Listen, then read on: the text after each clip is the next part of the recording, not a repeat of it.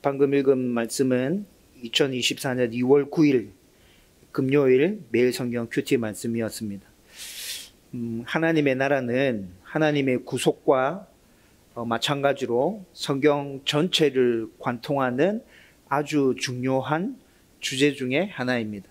하나님의 나라, 하나님의 구속, 또 하나님의 사랑, 하나님의 공의, 하나님의 심판, 이런 주제들은 성경 전체를 관통하는 아주 중요한 주제들이죠. 그리고 오늘 우리가 읽었던 말씀 가운데 예수님께서 하나님의 나라가 가까이 왔다라고 선포하시는 말씀이 나타나는데, 이 말씀을 보면서 하나님의 나라에 대해서 여러분들에게 또 잠깐 설명해 드리려고 합니다. 하나님의 나라는 방금 말씀드렸던 것처럼 성경 전체를 관통하는 아주 중요한 주제이기 때문에 제 바람은 여러분들이 하나님 나라라는 단어를 들었을 때 추상적인 개념이 아니라 분명하고 명확하게 뭔가 머릿속에서 그림 그려지는 하나님의 나라가 여러분들에게 다가갈 수 있었으면 좋겠어요. 그래서 하나님의 나라라는 이 주제를 다룰 때마다 간단하지만 하나님의 나라가 구체적으로 무엇을 하는지에 대해서 여러분들에게 반복적으로 설명해 드리는 것입니다. 여러분, 하나님의 나라에 대해서 간단하게 설명하면 만물의 주인이신 하나님의 다스림과 통치가 임하는 모든 곳이 하나님의 나라입니다. 여러분, 하나님의 나라는 세상 나라의 개념에서 생각하면 이해하기가 어렵습니다. 우리가 보통 나라라고 하면 영토와 국민과 법에 대해서 생각하죠. 땅이 있어야 되고 그 땅에 살고 있는 백성들이 있어야 되고 그 백성들을 다스릴 수 있는 법이 있어야 한 나라로서의 모습이 드러나는 것이잖아요. 저와 여러분들이 학교에 다니면서 배웠던 나라의 개념은 이런 것이에요. 그런데 하나님의 나라는 이 모든 것들을 다 초월하는 나라입니다. 하나님의 나라의 영토는 땅만이 포함되는 게 아니라 모든 만물, 우주 전체가 하나님의 나라입니다. 그리고 또 방금 땅만이 아니라고 말씀드렸죠. 영역까지 다 포함합니다. 정치계, 문화계, 예술계, 교육계, 이런 영역까지 하나님의 다스림과 통치가 임할 수 있는 모든 곳이 다 하나님의 나라가 될 수 있다는 것이죠. 그리고 하나님 나라의 국민은 지금 이 시대에 살고 있는 성도들만을 칭하는 것이 아닙니다. 예전에도 살았고 지금도 살고 있고 앞으로도 살게 될 모든 하나님의 백성들을, 예수 믿는 그 하나님의 백성들을 다 포함해서 하나님의 백성으로 간주하는 것이죠. 그리고 또 이것뿐만이 아니라 하나님의 백성, 하나님의 나라에서 통치가 이루어지는 그 법은 세상에서 이야기하는 법과는 차원이 다른 모든 법들을 다 포괄하는 하나님의 말씀, 우리가 가지고 있는 성경 말씀, 그것이 하나님의 법으로서 그 백성들이 지키면서 살아가야 될 규칙이 되는 것이죠. 하나님의 나라는 이렇게 영역과 백성과 또 법과 모든 부분에 있어서 우리가 이해하고 있는 세상 나라와는 차원이 다른 거예요. 여러분, 그래서 복음서에서는 하나님의 나라는 어디 이루어졌다 얘기합니까? 이곳에 있다, 저곳에 있다 말하지 못한다. 하나님의 나라는 어디 이루어진다고 말씀하죠? 우리의 마음에 이루어진다 얘기합니다. 하나님의 다스림과 통치가 임하는 곳, 그곳이 하나님의 나라인데, 하나님의 다스림과 통치가 임하는 그 성도 마음 가운데 하나님의 나라는 이미 이루어지고 있다는 것이죠. 하나님께서 창세기 보면 천지를 창조하시죠. 아담과 하와를 통해서 모든 만물과 모든 영역 가운데 하나님의 나라를 온전하게 세우기를 원하셨습니다. 여러분, 이것이 하나님의 첫 번째 목적이었습니다. 첫 번째 계획이었다고요. 그런데 아담과 하와의 범죄로 당신의 나라를 굳게 세우려는 하나님의 이 첫 번째 계획은 완전히 산산조각 나버렸죠. 그래서 하나님께서는 이렇게 산산조각 난 당신의 첫 번째 계획을 다시 회복시켜서 온전한 당신의 나라를 세우기 위해서 구속을 행하십니다. 여러분, 그 구속이 성경 전체에 나타나고 있는 스토리로 쭉 연결되어져 가죠. 그리고 하나님께서 이 구속을 이루실 때 하나님께서 만물의 주인이기 때문에, 만물의 왕이기 때문에 손바닥 뒤집듯이 자기의 처음의 계획과 처음의 법들을 다 뒤집어 엎고 새롭게 뭔가를 제정해서 회복을 진행시켜 가시는 게 아니라 하나님께서 처음 말씀하셨던 그 법과 그 원칙에 따라서 하나님께서도 그 법에 모든 것들을 준수하시면서 구속을 이루어 가신다는 것이죠. 그리고 이것뿐만이 아니라 인간에게 부여된 그 자유의지까지, 하나님을 닮은 그 자유의지까지 손상되지 않는 범위에서 당신의 계획과 섭리 가운데 천천히 회복시키고 구속시키기 위해서 하나님의 두 번째 계획들을 진행시켜 가고 있는 중입니다. 여러분, 그런데 이 모든 것의 최종적이고 궁극적인 목적은 뭘까요? 하나님께서 왜 구속하십니까?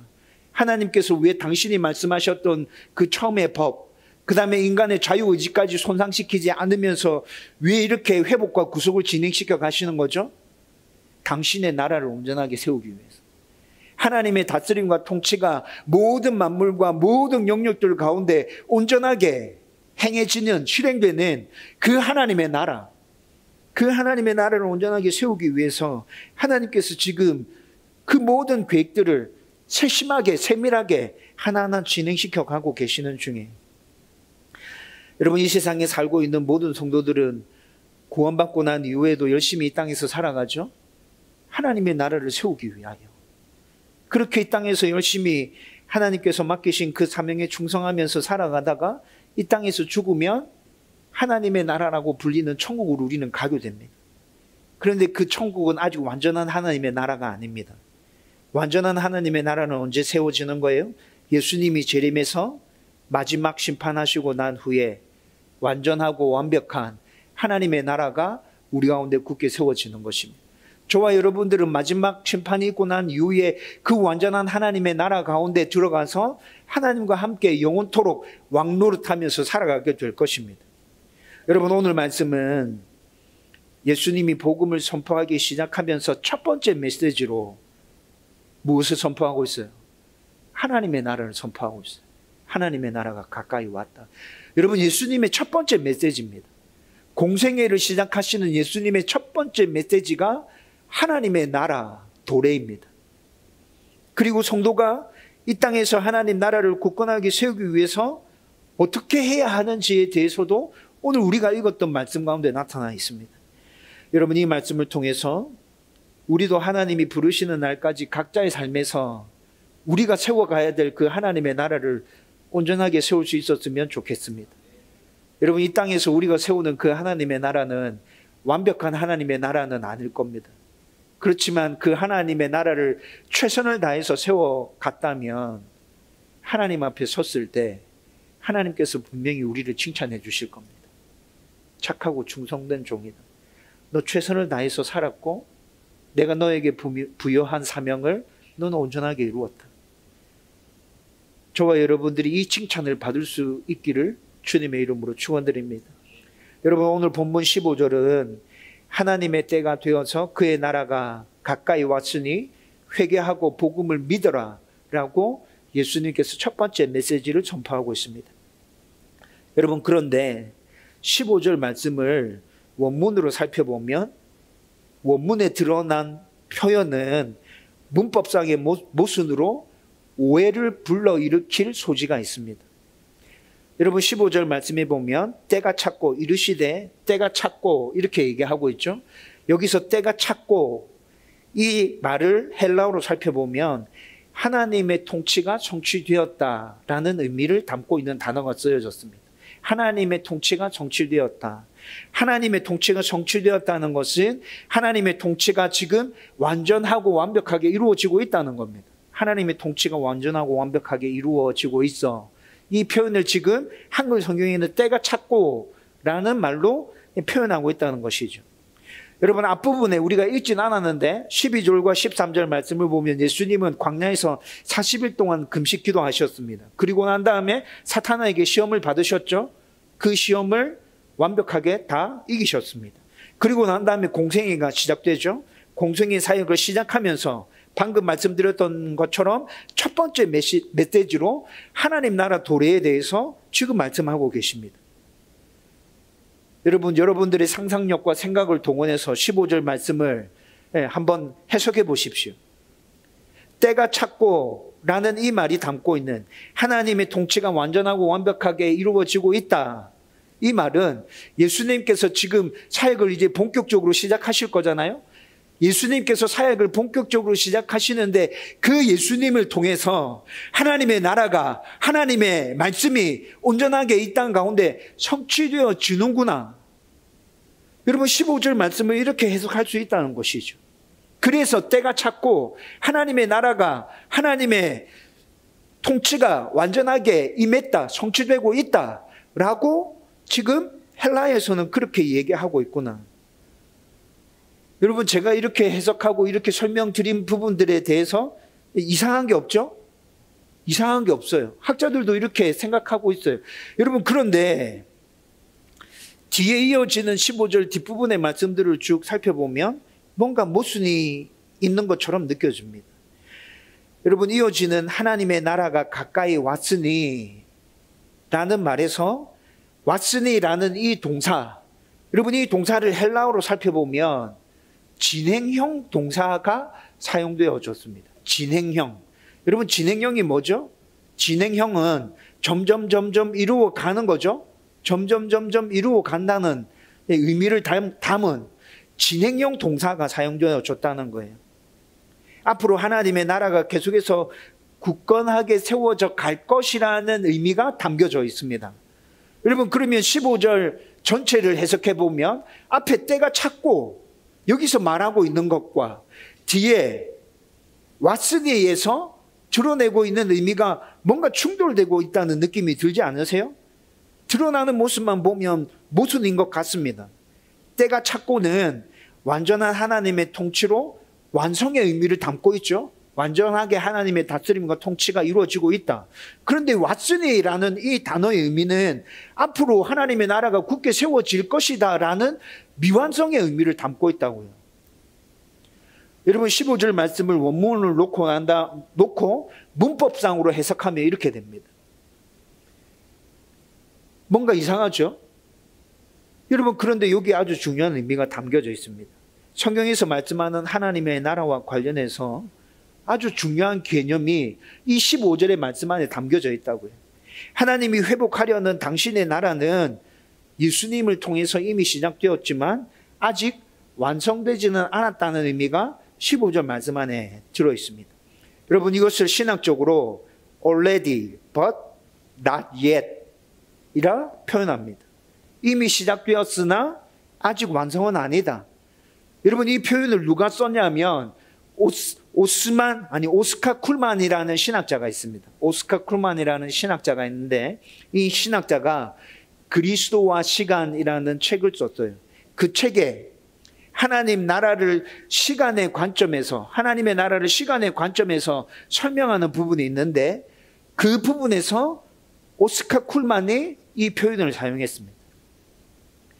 여러분 그리스도의 시간이라는 책에 대해서 간단하게 말씀드리면 하나님 나라는 시간의 관점에서 예수님이 이 땅에 오셔서 메시아 사역을 시작함으로 이미 시작되었다.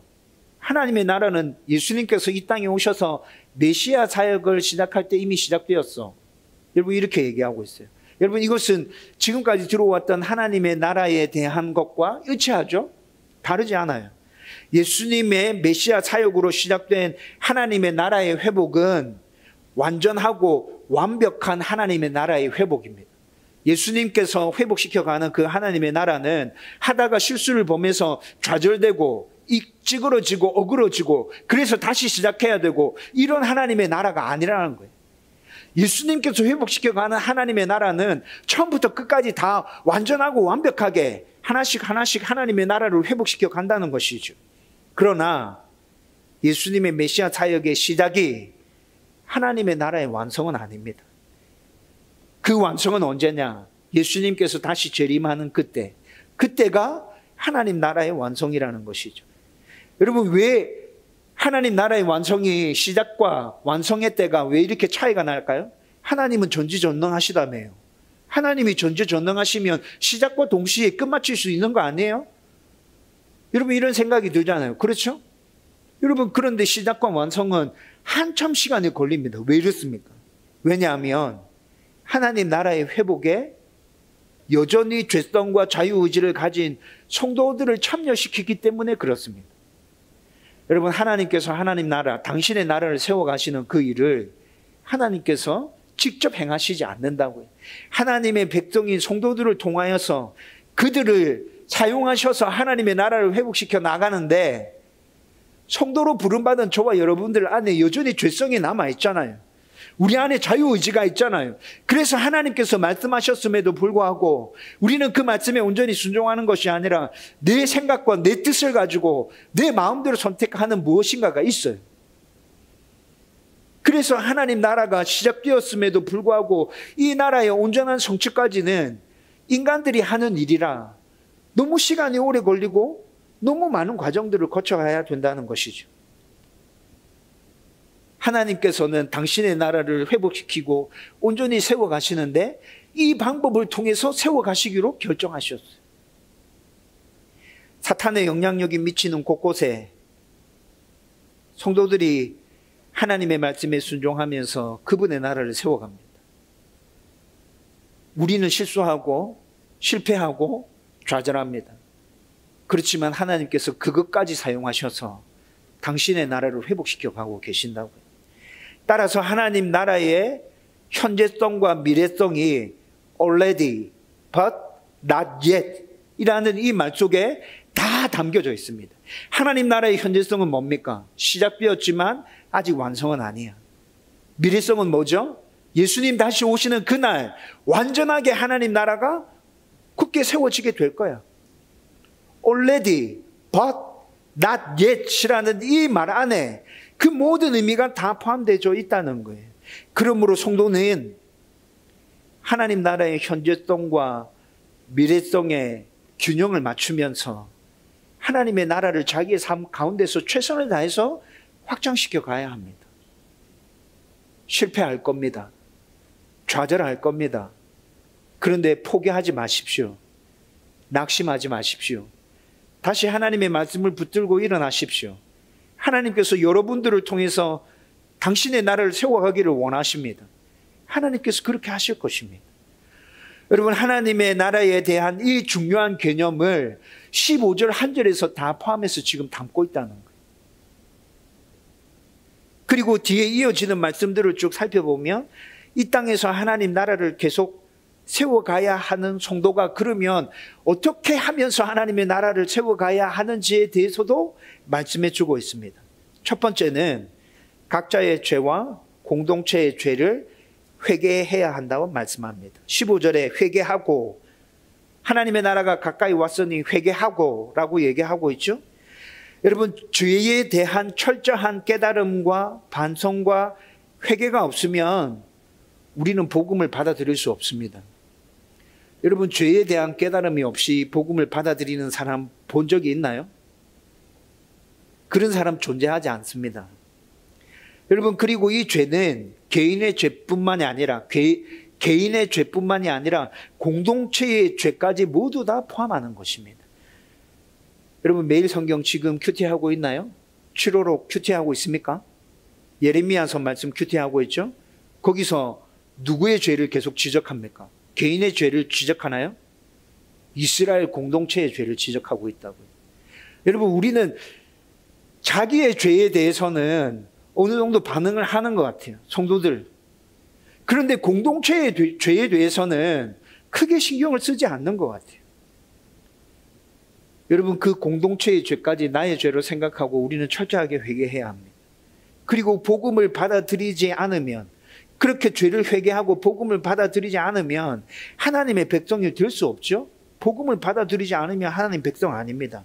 하나님의 나라와 아무 상관이 없는 것이죠.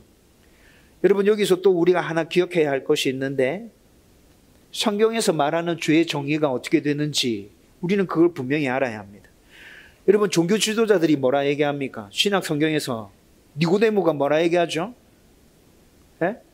율법을 지키라 얘기하면, 아니, 예수님께서 율법을 지켜라 얘기했는데 니고데모 뭐라 얘기하죠? 모든 율법을 다 지켰습니다. 이렇게 얘기합니다. 여러분, 종교 지도자들 니고데모가 왜 그렇게 얘기하는 거죠? 눈에 보이는, 겉에 보이는 율법만 생각하고 있기 때문에 다 지켰습니다. 이렇게 얘기하는 거예요.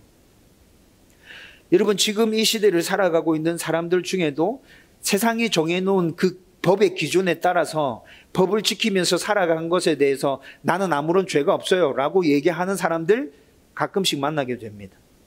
여러분, 그러나 성경이 말하는 죄의 정의는 우리의 상상을 초월합니다. 성경에서 말하는 죄의 정의는 아주 높고 깊고 넓고 무한합니다. 성경에서 말하는 죄는 하라, 하나님께서 하라 말씀하신 거, 하지 말라 말씀하신 거, 이 하나님의 말씀에 순종하지 못하는 모든 것들이 다 죄라고 정의하고 있죠. 그리고 하라는 것에 대해서 순종했어요. 하지 말라는 것에 대해서 순종했어요.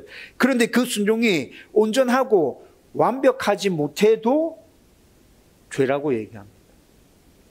여러분, 제가 계속 얘기하죠.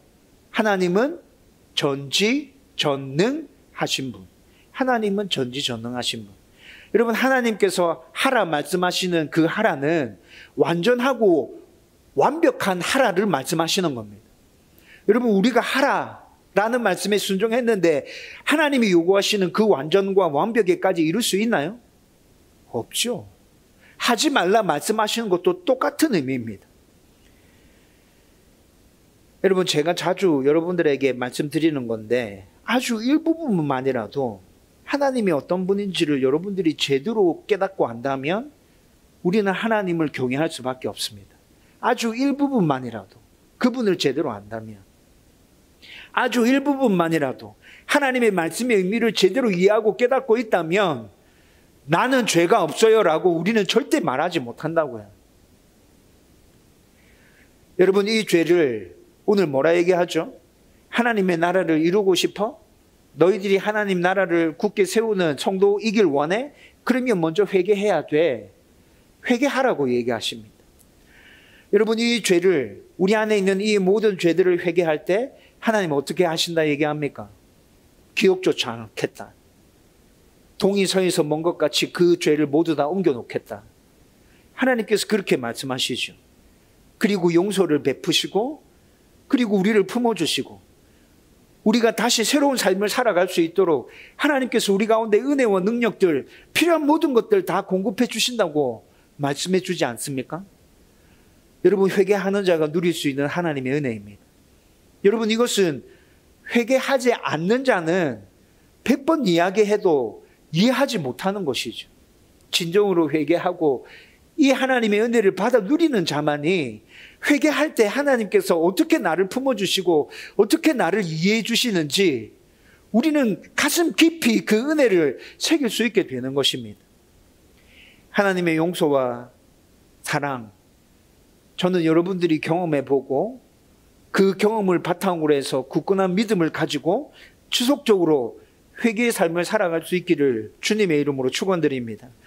두 번째는 구체적이며 상세한 복음을 알고 믿어야 한다고 말씀합니다. 여러분, 시간상으로 따져보면 복음을 믿는 것은 죄를 회개하는 것과 거의 동시에 이루어지는 일입니다. 그런데 지금의 이 설명은 논리적인 부분에 포커스가 맞춰져 있습니다. 그래서 시간 순서상을 따지는 것이죠. 죄를 깨닫게 되면 내가 죄인이구나 라는 걸 깨닫게 되면 그때 우리는 복음에 반응하게 되죠. 아, 내가 죄인이구나. 하나님께 심판받아 죽을 수밖에 없구나. 아니, 지금 이대로라면 나는 지금 죽어 있는 것이구나. 그러면 내가 다시 살려고 하면 어떻게 해야 되지? 하나님께서 복음이라는 걸 나에게 허락해 주셨네. 내가 이걸 붙들면 다시 하나님의 백성으로 새로운 삶을 살 수 있겠구나. 여러분, 죄를 깨닫는 순간에 복음이 필요한 것이 되고 그 복음을 붙들 때 우리는 하나님의 자녀로 다시 거듭난 삶을 살아갈 수 있게 된다는 것이죠. 여러분, 그런데 오늘 분명히 15절 말씀에서 회개하고 복음을 믿어라 이렇게 얘기했잖아요. 그런데 여기서 말하는 이 복음은 구원받기 위한 최소한의 성경적인 교리를 말하고 있는 것이 아닙니다. 여러분, 구원을 받기 위한 복음, 최소한의 성경적인 교리, 여러분들 알고 있는 건 뭐가 있죠? 하나님께서 이 세상을 창조하셨습니다. 그런데 아담과 하와가 죄를 범해서 타락했죠. 그 죄를 범한 타락한 아담과 하와의 그 죄가 그 이후에 태어나는 모든 사람들에게 전가되어서 유전됩니다. 이 죄 문제를 해결하기 위해서 예수님이 신성과 인성을 완벽하게 갖추시고 이 땅에 오셨습니다. 그리고 예수님께서 십자가 지셨고 부활하셨고 완벽하게 구속을 행해 주셨죠. 그리고 난 이후에 성령님이 우리 가운데 오셔서 하나님의 백성임을 잊혀주고 계십니다. 저와 여러분들이 알고 있는 구원과 관련한 복음의 가장 기본적이고 간단한 핵심적인 교리가 이것이죠. 그렇죠. 그러나 지금 이야기하고 있는 복음을 믿으라 에서 복음은 이렇게 제일 간단하고 기본적인 교리만을 말하는 것이 아니라 하나님 나라를 세워가야 하는 성도는 자세한 복음, 구체적인 복음, 성경 전체의 하나님의 메시지가 무엇인지 알아야 된다는 것을 말해주고 있는 거예요. 여러분, 구체적인 것도 복음이라 얘기할 수 있죠. 성경 전체를 복음이라 얘기할 수 있잖아요. 여러분, 저와 여러분들은 이 땅 가운데 하나님의 나라를 세워가기를 원한다면 삼위 하나님이 어떤 분이신지 우리는 잘 알아야 합니다. 성부 하나님이 어떤 분인지, 성자 예수님은 어떤 분인지, 성령님은 우리 가운데서 지금 어떤 일을 하고 계시는지 알아야죠. 하나님의 계획이 무엇인지 알아야죠. 하나님의 법과 말씀이 무엇인지 잘 알아야죠. 하나님의 복과 은혜가 어떤 것인지, 하나님의 심판이 어떤 것인지 잘 알아야죠. 하나님이 세우시기를 원하는 그 하나님의 나라가 어떤 나라인지 저와 여러분들은 잘 알아야죠. 구원받는 복음을 넘어서서 넓고 깊고 높은 복음을 알고 믿어야 우리는 하나님의 백성으로서 이 땅에 하나님의 나라를 세워갈 수 있습니다. 여러분, 그런데 이 복음은 이미 우리 가운데 말씀으로 계시되어져 있습니다. 성경을 통해서 우리는 충분히 복음을 알 수 있습니다. 그리고 모든 성도에게 복음을 깨닫도록 하시는 성령님이 이미 우리 안에 내주에 계십니다. 따라서 마음을 열고 말씀을 읽고 묵상하고 연구하면서 성령의 도움을 구한다면 그 성령께서 말씀을 깨닫게 해주실 것이고 복음이 믿어지게끔 역사해 주실 것입니다. 하나님의 말씀과 성령의 도움으로 저와 여러분들이 복음을 제대로 알고 제대로 믿을 수 있기를 주님의 이름으로 축원드립니다. 세 번째로 내 생각과 판단과 고집, 세상의 방식을 버려야 합니다. 18절 말씀에 보면 버려두고 버리라고 얘기하고 있죠. 여러분, 이것은 내 삶의 관심과 주인이 누구냐라는 문제와 관련이 되어져 있는 것입니다. 여러분, 18절 말씀 보면 예수님께서 제자들을 부르실 때 그들은 그물을 버려두고 예수님을 쫓아갑니다. 20절에 보면 배까지 버려두고 부모까지 버려두고 예수님 쫓아갑니다. 그렇죠? 그리고 16절에 보면 이렇게 예수님을 따르는 자들의 직업이 뭐라고 얘기하고 있죠? 16절에 그들은 어부라고 지금 얘기합니다. 여러분, 어부에게 그물은 자신의 능력과 존재를 드러낼 수 있는 도구입니다. 자신의 능력과 존재를 드러낼 수 있는 도구라고요. 어부는 그물로 큰 돈을 벌 수 있습니다. 어부는 그물로 자신의 꿈을 이룰 수 있습니다. 다시 바꿔서 말씀드리면 어부는 그물로 자신을 과시하고 자기가 주인임을 행사할 수 있다고요. 그런데 어부인 그들이 그물을 버렸다는 것은 그들의 생각과 판단과 고집을 다 내버렸다는 것입니다. 여러분, 이때 이 당시에 어부로 사는 사람들이 배와 그물을 버렸다면 그거 버리고 어떤 삶을 살 수 있을까요? 그거 버리고 다른 삶을 살아갈 수 있을까요? 여러분, 3년 반 동안 예수님을 쫓아다녔던 제자들이 예수님 십자가에서 죽고 난 다음에 어떻게 했습니까? 3년 반 동안이나 예수님 쫓아다녔는데 결국 어디로 돌아가요? 어부로 돌아갔어요. 여러분, 어부인 이들이 이때 이 당시에 그물과 배를 버리면 다르게 살아갈 수 있는 방법이 없다고요. 자기가 주인 행세할 수 있는 걸 내려놓았다는 말입니다. 나를 과시할 수 있는 것을 내려놓았다는 말입니다. 같은 맥락에서 사탄이 통치하고 있는 세상의 방식도 우리는 내려놔야 합니다. 하나님의 나라를 이 땅 가운데 세우고 싶습니까? 하나님의 백성이고 싶습니까? 세상의 방식을 내려놓아야 합니다. 세상의 방식은 사탄의 방식입니다. 세상의 법, 방식은 절대적이지 않습니다. 그런데 우리는 이것이 절대적이라 믿으면서 살아갑니다. 여러분 잘 생각해 보십시오. 세상의 법과 방식들은 대상과 상황과 돈에 따라서 지금도 그 기준이 달라지고 있습니다. 똑같은 법의 잣대인데 이 사람에게는 이렇게 적용되고 저 사람에게는 저렇게 적용되고, 여러분 뉴스를 보면 이해되지 않는 부분 정말 많지 않습니까? 이것이 지금 우리가 살아가고 있는 현실입니다. 사람들은 억울하고 분해도 세상의 이 방식을 받아들이고 따라야 잘 살 수 있다고 생각하고 있습니다. 때로는 우리도 다른 사람을 억울하고 분하게 만들면서 이것이 세상의 방식이라고 말합니다. 이것이 세상의 방식이야. 어쩔 수 없어. 다 이렇게 살아. 하나님 나라를 굳게 세워가는 성도는 내가 주인인 삶을 내려놓아야 합니다. 사탄이 주인인 삶, 사탄이 주인인 방식 모두 다 내려놓아야 합니다. 버려야 합니다. 이것을 버리지 않고는 우리는 하나님 나라 세워갈 수 없습니다. 저와 여러분들이 내가 주인인 삶을 버릴 수 있기를 주님의 이름으로 축원드립니다. 세상에서 사탄이 주인인 삶을 과감하게 내려놓을 수 있기를 주님의 이름으로 축원드립니다. 마지막으로 네 번째는 예수님의 가르침과 모범을 따라가야 합니다. 18절에 버려두고 그 다음에 따르라 말합니다. 이것에 대해서는 너무 많이 말씀드렸고 자주 강조하는 것이라서 지금 이 시간에 더 이상 설명하지 않겠습니다. 여러분 앞에 생각했죠? 회개하고 믿고 버리고, 이것은 예전에 잘못 살았던 삶들을 깨끗하게 정리하는 것입니다. 예전에 잘못 살았던 삶들을 이렇게 회개하고 믿고 버림으로 깨끗하게 정리했다면 그 다음에 어떻게 되죠? 제대로 된 하나님의 말씀으로 정리된 부분에 다시 채워 넣어야 되죠. 다시 채워 넣지 않으면 어떻게 됩니까? 더 악하고 더 못된 것들로 그 빈 공간이 가득 채워지게 될 것입니다. 여러분 이렇게 깨끗하게 정리된 그 빈 공간에 무엇을 채우면 되죠? 하나님의 말씀을 채워야 되죠. 하나님의 말씀은 순종으로 채워지게 됩니다.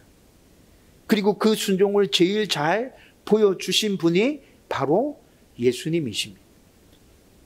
그래서 오늘 말씀에서 나를 따르라고 얘기하는 거예요. 예수님께서 당신이 친히 하나님의 말씀에 순종하는 모습을 완벽하게 제대로 보여줄 것이기에 다 버려두고 나를 따라오너라. 그러면 너희들의 마음 가운데 다시 하나님의 말씀으로 가득 차게 될 거야. 그 하나님의 말씀으로 가득 채워지면 너희들의 삶으로 이 땅 가운데 하나님의 나라를 다시 회복시킬 수 있을 거야. 여러분 예수님께서 이런 의미를 담아서 버려두고 나를 따라오라 말씀하시는 것입니다. 여러분 저와 여러분들이 정말 이 땅에서 살아가면서 하나님의 나라를 세우고 싶다면 여러분 오늘 말씀을 기억해야 합니다. 회개하고 복음을 믿고 버리고 예수의 모습을 온전히 따라가는 그 삶을 살면 저와 여러분들이 살아가는 모든 삶의 능력 가운데 하나님의 나라를 이룰 수 있을 것입니다. 이제 말씀을 정리하려고 합니다. 하나님께서 이 세상에서 살아가는 모든 성도에게 당신의 나라를 굳게 세우라고, 나의 나라를 굳게 세워봐 사명을 주셨습니다. 구원받은 사람들이, 성도들이, 하나님의 백성이 여전히 죄악 가운데 얼룩져 있는 이 세상에서 치열하고 힘들게 살아가는 그 이유가 바로 이 땅 가운데 하나님의 나라를 세워봐라는 하나님의 사명이 우리 가운데 주어져 있기 때문입니다. 이 사명을 이루기 위해서 하나님 백성으로 부름을 받은 과정에서 죄를 회개하고 우리는 복음을 온전하게 받아들여야 합니다. 그리고 하나님의 백성이 된 후에 내가 주인인 삶들 내려놓아야죠. 사탄이 주인인 삶, 세상의 방식들 내려놓아야죠. 그리고 예수님의 가르침과 모범을 따르면서 하나님의 말씀을 내 삶 가운데 채우면서 순종의 삶을 살아가면 우리의 그 삶을 통해서 하나님의 나라가 조금씩 회복되게 될 것이라고. 여러분, 하나님께서 지금 우리에게 요구하고 바라시는 것은 바로 그 모습입니다. 저와 여러분들이 이런 삶을 살아가면서 하나님의 나라를 우리의 삶의 모든 영역 가운데 온전하게 회복시킬 수 있기를 주님의 이름으로 축원드립니다.